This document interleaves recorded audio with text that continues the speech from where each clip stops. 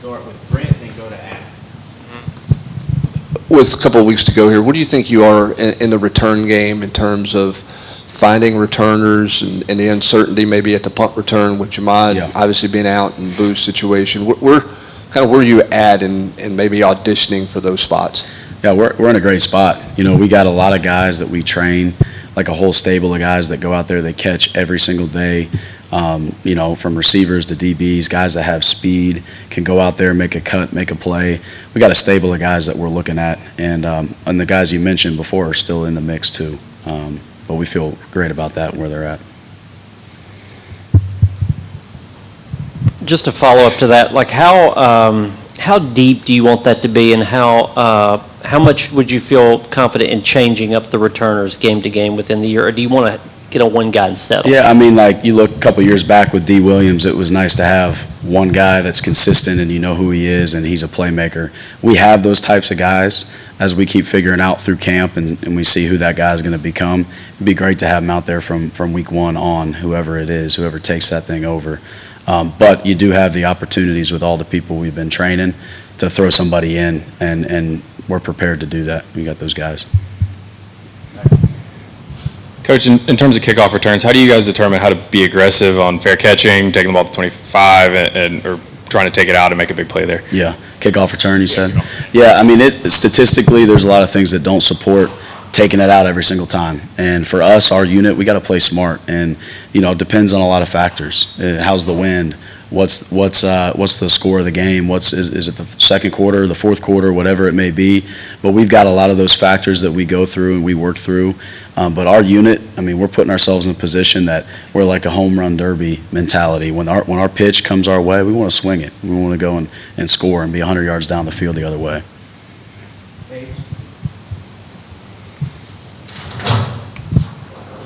With Max Gilbert, he seems kind of like a reserved guy. So, what do you maybe know about him, and do you kind of see him turn it on when you go through some of those reps? Yeah, he's not as reserved as you think. He'll open up every once in a while. But Max has been doing great. Him and Josh, and we got our new guy, Gray Dangerfield. But those guys are doing great. Max is striking the ball. Josh is striking the ball well. Oftentimes, those guys, it's all about contact and the swing of their leg. And I know that sounds obvious, but when they go out there, it's about the mental preparation, and that's where Max is super strong. Josh as well, played a lot of football for us too. But Max goes out, he approaches every kick the same way, like it's a game, and we get the results that we want, you know. So he's been fantastic. Josh is coming right along too, and our freshman as well. How valuable is a guy like Josh in this day and age when you're talking about potential roster number changes and how all that's going to look? A guy who can be the backup punter, the backup kicker, and your kickoff guy. How valuable is somebody like that? Extremely valuable. Extremely. I mean, and that's a lot of our guys. They have the same type of value, but who we want to bring into our room as a specialist is somebody that's versatile, that can do a couple of different things at a high level. And Josh has done nothing but improve since he's gotten here. I know he's kicked off for us, but he's on an upward trajectory, and his value is high all the time, but he's really showing what he can do on a lot of different jobs too. Will Brooks talked to us last year about how playing teams for 3 or 4 years prepared him a large part to go and be the safety he was last year. Yeah. How much of an opportunity is it for those guys, often 2s and 3s, to get out on the field and prepare themselves for maybe a spot on offense or defense? I mean, it's vitally important to the development of somebody on this team. You look at T. Lander, Arion Carter, Ed Spillman, to name just a couple of guys. I know they're linebackers, but last year those guys were some of our core guys on special teams, and really AC's first year 2 years ago. I mean, it's a feel of the game. It's going out there, seeing how fast it really moves, particularly at Tennessee and in this conference, and getting a feel for it and making some plays, and that's where we want to put guys in those positions to where they can go out, develop, play at our standard, but then become the offensive or defensive starter that they should be. No one comes here to play just special teams, but guys like Will Brooks, who were consistent every single day, never questioned his effort, never questioned what he knew how to do. He knew everything. It showed, and then the moment when it counted the most, he's out there on defense making a play.